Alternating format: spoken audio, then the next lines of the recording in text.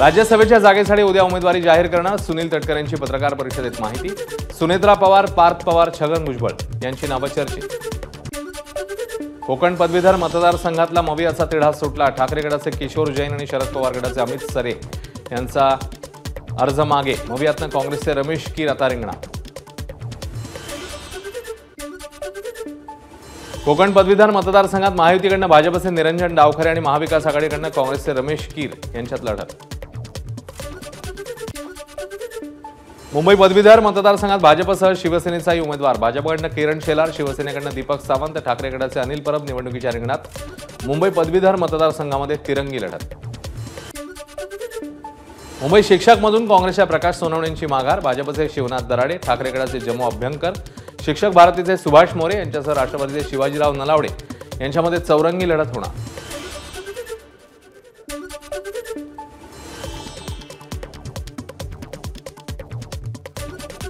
नाशिक शिक्षक मतदारसंघात शिवसेनेचे किशोर दराडे आणि ठाकरे गटाचे संदीप गुळवे यांच्यामध्ये लढत।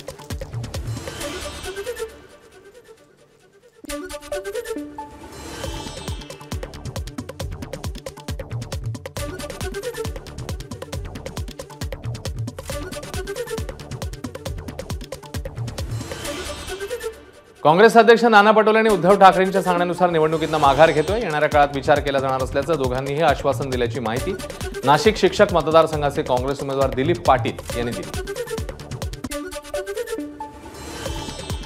तर नाशिक शिक्षक मतदारसंघाच्या निवडणुकीतनं राजेंद्र विखे पाटील यांची माघार। मंत्री राधाकृष्ण विखे पाटील यांच्याशी चर्चा करून निर्णय घेतल्याची माहिती। भाजपच्या भोसरी आणि चिंचवड दोन विधानसभा जागांवर राष्ट्रवादीचा दावा। अजित पवारांची संमती असणार इच्छुक उमेदवाराची माहिती। त्यामुळे महायुतीमधला तिढा वाढण्याची शक्यता। उद्धव ठाकरेंनी घेतली संपर्क प्रमुखांची बैठक। 250 संपर्क प्रमुख बैठकीला होते उपस्थित। बैठकीमध्ये ठाकरेंनी विधानसभा निहाय माहिती संपर्क प्रमुखांकडून घेतली। 25 वर्षांपूर्वीची जनतेच्या प्रश्नांसाठी आक्रमक होणारी शिवसेना आता भाजप आणि विरोधकांना दाखवा आणि विधानसभेच्या तयारीला लागा। बैठकीमध्ये उद्धव ठाकरेंची संपर्क प्रमुखांना सूचना। मनोज जरांगेंच्या उपोषणाबाबत सरकार गंभीर, त्यांच्या मागण्यांवर विचार काम सुरू आहे। दिलेल्या आश्वासनानुसार केसेस परत घेण्याची प्रक्रिया सुरू आहे। मनोज जरांगेंच्या उपोषणावर उपमुख्यमंत्री फडणवीसांची प्रतिक्रिया। जरांगेंनी उपोषण मागे घ्यावं, फडणवीस यांची विनंती। लोकसभा अधिवेशनात 48 खासदारांनी 50% पुढे आरक्षणाची मर्यादा कशी नेता येईल यासाठी प्रयत्न केले पाहिजेत। आमदार रोहित पवारांची प्रतिक्रिया। मनोज जरांगेंची प्रकृती खालावली, रात्री जरांगेंनी घेतले उपचार। जरांगे यांची शुगर आणि बीपी डाऊन झाल्याची माहिती। आरक्षण वाचवण्यासाठी ओबीसी नेते अंतरवाली सराटीत करणार उपोषण। जरांगेंच्या आंदोलनस्थळाजवळच लक्ष्मण हाके उपोषण करणार। ओबीसी आरक्षणात कोणालाही प्रवेश न देण्याची मागणी।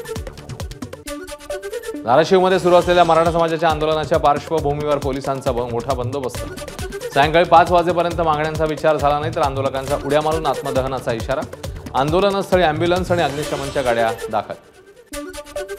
मनोज जरांगे यांनी मागणी केल्यानुसार सरकारने आरक्षण द्यावं आणि भूमिका स्पष्ट करावी। धनंजय सावंत यांची सरकारकडे मागणी।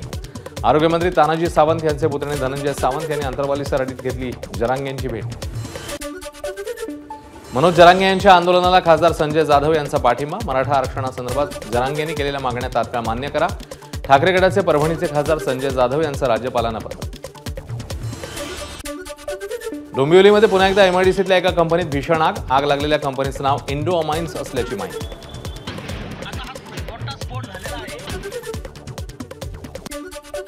डोंबिवलीत इंडो अमाइन्स कंपनीला लागले आगीवर नियंत्रण, मात्र खबरदारीसाठी एनडीआरएफची टीम घटनास्थळी दाखल। डोंबिवलीमध्ये आग लागलेल्या कंपनीत पेस्टिसाइड्स बनवले जातात। आग लागल्यावर परिसरात धुराचे मोठमोठे लोट। आग लागलेल्या स्थानापासून जवळच असलेल्या अभिनव शाळेतल्या विद्यार्थ्यांना घरी पाठवण्यात आलं। विद्यार्थ्यांना त्रास होऊ नये म्हणून शाळा प्रशासनाचा निर्णय। रहिवासी संकुलालगत असलेल्या कारखान्यात भीषण आग। परिसरातल्या कारखान्यात कामगारांना सुरक्षितरित्या बाहेर काढलं, मात्र आगीमुळे एमआयडीसी निवासी विभागात प्रचंड घबराट। आजूबाजूच्या कंपन्यांमधील कामगारांना सुरक्षित बाहेर काढलं। स्थानिक आमदार रवींद्र चव्हाण यांची एबीपी माझाला माहिती। डोंबिवलीतील कंपन्यांमधून शिंदे गटाचे लोक किती हप्ते वसूल करतात हे आधी बघा। या ज्या घटना होत आहेत त्यांच्याकडे लक्ष द्या। डोंबिवलीतल्या एमआयडीसीतील आगीवरून संजय राऊतांची एकनाथ शिंदेंवर टीका। उत्तर पश्चिम मुंबई लोकसभा मतदारसंघाचे ठाकरे गटाचे पराभूत उमेदवार अमोल कीर्तीकर यांची निकालाविरोधात राज्य आणि केंद्रीय निवडणूक आयोगाकडे तक्रार, लवकरच न्यायालयातही दाद मागणार. मुंबई दक्षिण लोकसभा मतदारसंघात अरविंद सावंत यांचा विजय. मुंबादेवीमध्ये वोट जिहाद झाल्याचा किरीट सोमय्या यांचा आरोप. बूथ 191 मध्ये यामिनी जाधव यांना 1 तर सावंत यांना 311 मतं पडल्याची माहिती. भाजपा मुंबई अध्यक्ष आशिष शेलार यांनी घेतली मनसे अध्यक्ष राज ठाकरेंची भेट. विधान परिषद निवडणुकीच्या अनुषंगाने भेट घेतल्याची माहिती. मुंबई पदवी आणि शिक्षक मतदारसंघात मनसेने पाठिंबा द्यावा अशी केली मागणी. कोकण पदवीधर मतदारसंघ आणि निवडणुकीच्या पार्श्वभूमीवर मंत्री रवींद्र चव्हाण कोकण दौऱ्यावर. कोकण पदवीधर मतदारसंघात एकूण 2,30,000 मतदार. प्रत्येक तालुक्यात बैठका घेऊन चव्हाण मार्गदर्शन करणार. पुण्यामध्ये ससून रुग्णालयात गरीब रुग्णांकडून पैसे उकळले जात असल्याचा व्हिडिओ व्हायरल. रुग्णांची शस्त्रक्रिया योजनेतून मोफत झाली असताना बाहेरून साहित्य आणायला सांगितलं जात आहे. ससून रुग्णालय प्रशासनाचा प्रतिक्रिया देण्यास नकार. ससून रुग्णालयातील ब्लड रिपोर्ट फेरफार प्रकरणी अटकेत असलेले डॉक्टर अजय तावरेचे 5 जिल्ह्यात दलाल असल्याचं समोर. ससून रुग्णालयात चांगले आणि लवकर उपचार मिळवण्यासाठी दलालांचा तावरेशी संपर्क. आदिवासी विकास विभाग अनुदानित आश्रमशाळा कर्मचारी संघटनेचे पदाधिकारी आक्रमक. विविध प्रकारच्या 10 मागण्यांसाठी अमरावतीच्या विभागीय अपर आयुक्त आदिवासी कार्यालयासमोर धरणं आंदोलन. अमरावतीत बजरंग दलाच्या वतीने जिल्हाधिकारी कार्यालयावर धडक. जम्मूत भाविकांवर हल्ला करण्यात आल्याचा निषेध. मृतांना वाहिली श्रद्धांजली. राज्याच्या शालेय पोषण आहारात 15 पदार्थांचा समावेश. व्हेज पुलाव, अंडा पुलाव, सोयाबीन पुलाव ते तांदळाची खिचडी. तज्ज्ञांच्या शिफारशीनुसार विद्यार्थ्यांना यावर्षीपासून 3 कोर्स मील. मुंबई विद्यापीठात आता वर्षातनं 2 वेळा प्रवेश देणार. परदेशी विद्यापीठाच्या धर्तीवर निर्णय. विद्यापीठ अनुदान आयोगाकडून परवानगी. 2024-25च्या शैक्षणिक सत्रापासून याबाबतची अंमलबजावणी केली जाणार. यूजीसी प्रमुख जगदेश कुमार यांची माहिती. सागरी किनारी मार्गाचा दुसरा बोगदा सोमवारपासून सुरू. पहिल्याच दिवशी उत्तर वाहिनीवरून 15,000 वाहनं धावली. दक्षिण मुंबईतनं उत्तर मुंबईच्या दिशेने जाणाऱ्या वाहनांना मोठा दिलासा.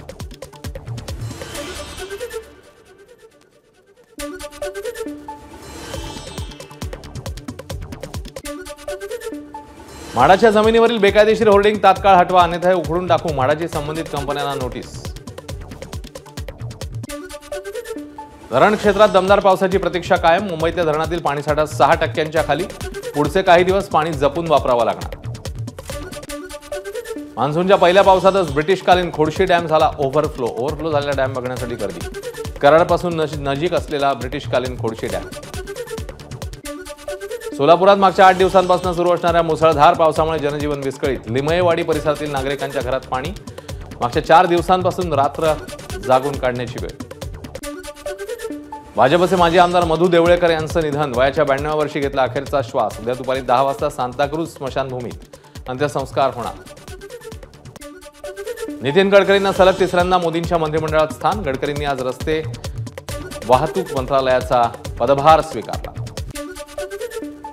महाराष्ट्राला केंद्राकडून केवळ 8,000 कोटी, यूपीला 25,000, बिहारला 14,000 कोटींचा निधी. निर्मला सीतारामन यांनी पदभार स्वीकारल्यावर जाहीर केला विकास निधी. नीट परीक्षेसंबंधी सर्वोच्च न्यायालयात सुनावणी. काउन्सिलिंगवर बंदी घालण्यास कोर्टाचा नकार. 8 जुलैला एनटीएच्या जबाबानंतर पुन्हा सुनावणी होणार. जम्मू काश्मीरमध्ये पुन्हा दहशतवादी हल्ला. कठुआ भागात दहशतवाद्यांकडून गोळीबार. हल्ल्याला जवानांकडून जोरदार प्रत्युत्तर.